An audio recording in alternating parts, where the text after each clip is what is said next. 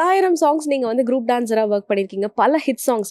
இதுல ஏதாவது ஒரு பர்ட்டிகுலர் சாங்ல இந்த ஒரு பர்ட்டிகுலர் மூமெண்ட் பயங்கர சேலஞ்சிங்கா இருந்தது அப்படின்ற மாதிரி ஏதாவது இருக்கா? அப்படியெல்லாம் ஒண்ணும் இல்ல. ஏன்னா எல்லாமே before பட்டு பட்டு எல்லாமே பட்டுன்னு பண்ணிடுவீங்க. ரிஹர்சல் ரொம்ப டஃப்பான சாங்ஸ் என்ன பண்ணுவாங்கன்னா மாஸ்டர்ஸ் ரிஹர்சல் வச்சிருவாங்க. ரிஹர்சல் டைம்ல ரிஹர்சல் 1 or 2 days பண்ணும்போது உங்களுக்கு ஆட்டோமேட்டிக்கா பாடியில வந்துரும். ம், ம். அப்ப நீங்க அடுத்த நாள் ஷூட் பண்ணும்போது உங்களுக்கு ஈஸியா இருக்கும்.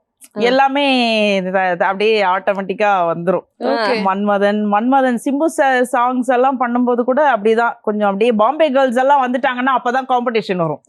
நிறைய பாம்பே டான்சர்ஸ் வந்துட்டாங்கன்னா அவங்க ஸ்டைல், அவங்க மாடுலேஷன், அந்த மாதிரி நம்ம ரெடி ஆகணும், நம்ம ஸ்டைல்ஸ் வரணும். அப்போ அந்த பாம்பே கேர்ள்ஸ் வந்தா மட்டும்தான் இந்த காம்படிஷன் அவங்களா நம்மளா பாத்துடலாம் அப்படின்னு சொல்லிட்டு அந்த மாதிரி ஒரு காம்படிஷன். அவங்க எப்படி பயங்கரமா ஆடுவாங்களா? பாம்பே கேர்ள்ஸ்ங்கும் போது பயங்கர டஃப் கொடுப்பாங்களா நமக்கு? டஃப் கிடையாது. ஏன்னா அவங்க டான்சர்ஸ் விட எங்க டான்சஸும் அதுக்கு ஈக்குவல் தான். ஈக்குவல் இல்லாம கிடையாது. பட் பாடி லாங்குவேஜ்னு ஒண்ணு இருக்கு இல்லைங்களா?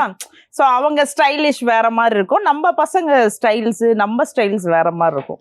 இருந்தாலும் அதை மிங்கிள் பண்ணி எங்க மாஸ்டர்ஸ் சூப்பரா சாங்ஸ் எடுத்துருவாங்க.